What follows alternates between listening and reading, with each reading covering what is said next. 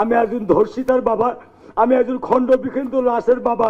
রাস্তায় বের হলে বলে রামেশ্বর বাবা। আমি তো রামেশ্বর বাবা হয়ে থাকতে চাইনি, একজন ধর্ষিতার বাবা হয়ে থাকতে চাইনি। আদালতে ফাঁসির রায়ের পরেও জামিনে মুক্তি পাচ্ছেন রামিসা হত্যা মামলার দুই আসামি সোহেল রানা এবং তার স্ত্রী স্বপ্না আক্তার। কিন্তু কিভাবে?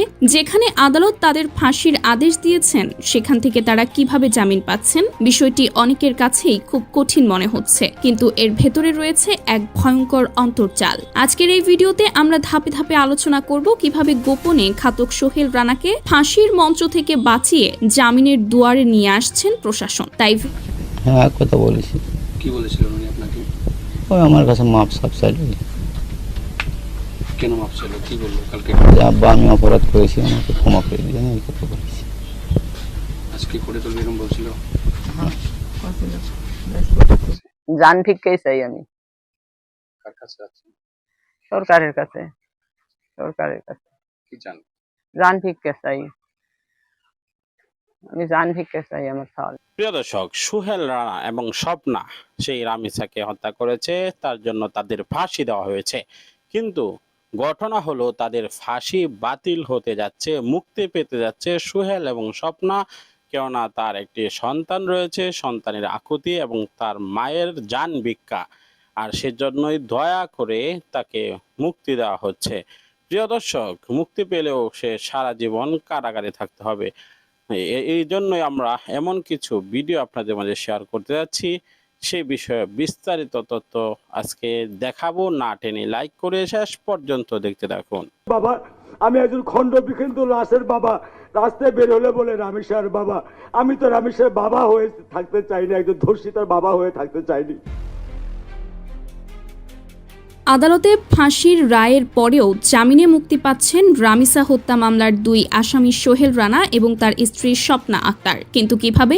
যেখানে আদালত তাদের ফাঁসির আদেশ দিয়েছেন সেখান থেকে তারা কিভাবে জামিন পাচ্ছেন, বিষয়টি অনেকের কাছেই খুব কঠিন মনে হচ্ছে। কিন্তু এর ভেতরে রয়েছে এক ভয়ঙ্কর অন্তর্জাল। আজকের এই ভিডিওতে আমরা ধাপে ধাপে আলোচনা করব কিভাবে গোপনে ঘাতক সোহেল রানাকে ফাঁসির মঞ্চ থেকে বাঁচিয়ে জামিনের দুয়ারে নিয়ে আসছেন প্রশাসন। তাই ভিডিওটি শেষ পর্যন্ত দেখতে থাকুন। চলুন শুরু করা যাক। পল্লবীতে রামিসাকে হত্যার ঘটনায় দায়ের করা মামলায় অভিযুক্ত দুই আসামি সোহেল রানা এবং তার স্ত্রী স্বপ্না আক্তার দীর্ঘদিনের বিচারিক প্রক্রিয়ার পর অবশেষে সর্বোচ্চ শাস্তির মুখোমুখি হয়েছেন। গত 7 মে রবিবার বেলা 11:30 ঢাকা মহানগর শিশু সহিংসতা দমন ট্রাইব্যুনালের বিচারক মাসরুর সালেকিন আনুষ্ঠানিকভাবে এই দুই আসামির বিরুদ্ধে ফাঁসির রায় ঘোষণা করেন। রায় ঘোষণার পর মুহূর্তে আদালত প্রাঙ্গণে উপস্থিত মানুষজন স্বস্তির নিঃশ্বাস ফেলেন। সারা দেশে এই রায়ের খবর ছড়িয়ে পড়লে সামাজিক মাধ্যমে তা নিয়ে ব্যাপক প্রতিক্রিয়া দেখা যায়। রামিসার বাবা সাংবাদিকদের সামনে অশ্রু সজল নয়নে বলেন, আমি আমার বিচার পেয়েছি,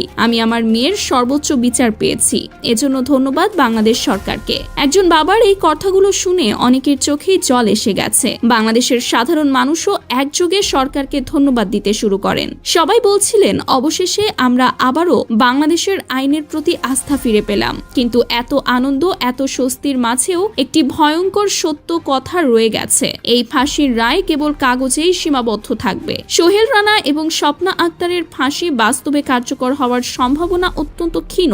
বরং বাংলাদেশের বিচার ব্যবস্থার বাস্তব চিত্র অনুযায়ী তারা খুব শীঘ্রই জামিনে মুক্তি পেয়ে যাবেন। এই কথাগুলো শুনে আমাকে গালি দেওয়ার কোনো প্রয়োজন নেই। একটু ধৈর্য ধরে পুরো বিষয়টা বোঝার চেষ্টা করুন, তাহলেই বুঝতে পারবেন এই দেশের বিচার ব্যবস্থার ভেতরে লুকিয়ে থাকা ভয়াবহ বাস্তবতা ঠিক কতটা নির্মম। রামিসার হত্যাকারী সোহেলের ফাঁসির রায় হয়েছে, আমরা সবাই খুশি হয়েছি। কিন্তু দিন শেষে এই ফাঁসির রায়টা কার্যকর আর হবে না, কারণ বাংলাদেশের আইনি কাঠামোয় একটি নিম্ন আদালতের ফাঁসির রায় চূড়ান্ত রায় নয়। এরপরেও রয়েছে দীর্ঘ আইনি প্রক্রিয়া, যেটাকে কাজে লাগিয়ে বছরের পর বছর পার করে দেওয়া সম্ভব। ফাঁসির রায় আটকানোর জন্য এখনো একটা বড় পথ খোলা আছে, আর প্রথমেই এই পথটাই ব্যবহার করে সব আসামিরা। সোহেল রানা এখন নতুন আইনজীবী নিয়োগ করবে এবং সেই আইনজীবী উচ্চ আদালতে ফাঁসির রায় বাতিলের জন্য আপিল করবে। এটাই হলো আইনি লড়াইয়ের প্রথম ধাপ।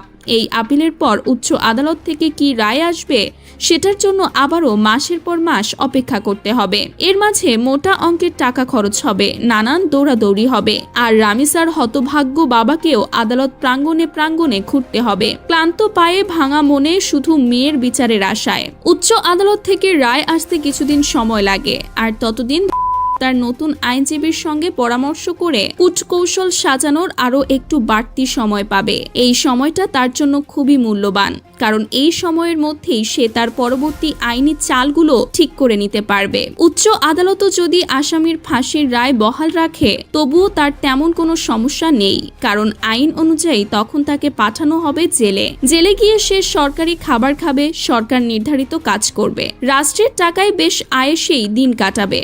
আর অন্যদিকে তার নিযুক্ত করা দামি আইনজীবী মোটা অঙ্কের পারিশ্রমিকের বিনিময়ে প্রতিদিন চেষ্টা করতে থাকবে কিভাবে এই লোককে জামিনে বের করা যায়। অপরাধীর কাছে এটা বাচ্চা মরার লড়াই, তাই যত টাকাই লাগুক খরচ করতে আর কোনো দ্বিধা নেই। কিন্তু যেসব মেয়েদের ধর্ষণ করা হয় সেই মেয়েদের বাবারা বেশিরভাগ ক্ষেত্রেই সাধারণ গরিব মানুষ, এত টাকা খরচ করার সামর্থ্য তাদের নেই, যেমনটা রামিসার বাবার ক্ষেত্রে হতে চলেছে। রামিসার বাবা কিন্তু আহামরি বড়লোক কেউ নয়, তাকে মধ্যবিত্ত বললেও ভুল হবে। ঢাকা শহরে চাকরি করে সংসার চলে, তার পক্ষে কয়েক লক্ষ টাকা খরচ করে প্রতিদিন আদালতের দুয়ারে দুয়ারে ঘোরা সম্ভব না।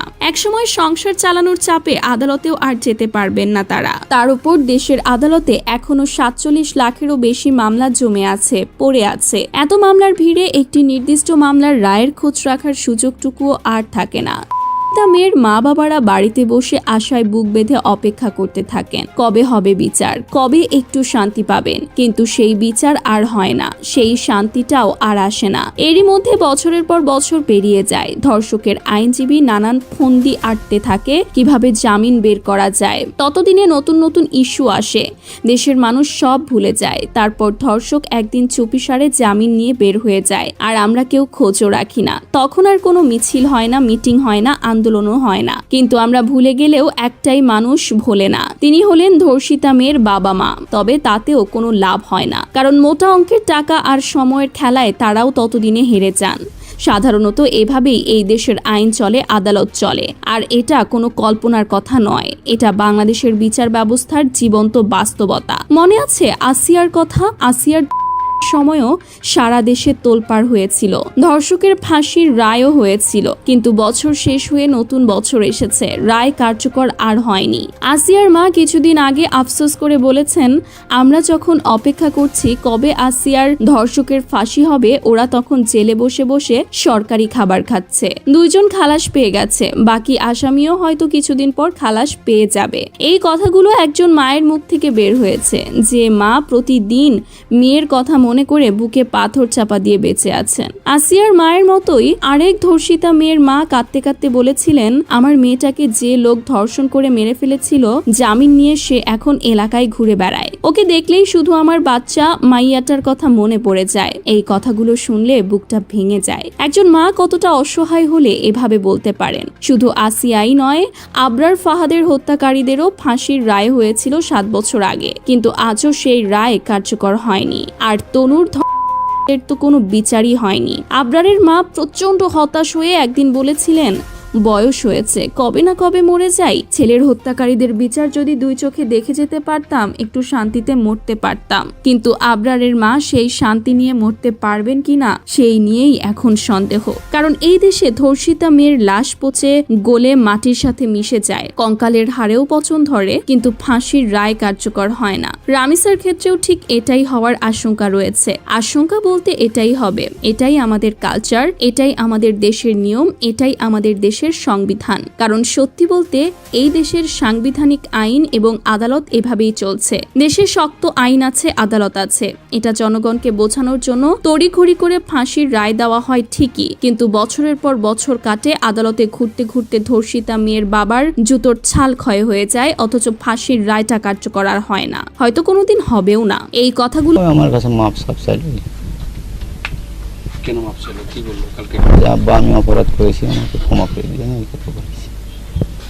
আজকে করে তুলবে এরকম বলছিল?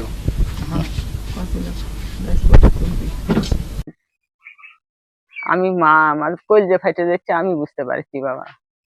তার জন্য কি পান পান ভিক্ষা চাচ্ছেন সরকারের কাছে? জান ভিক্ষাই চাই আমি কার কাছে চাচ্ছেন?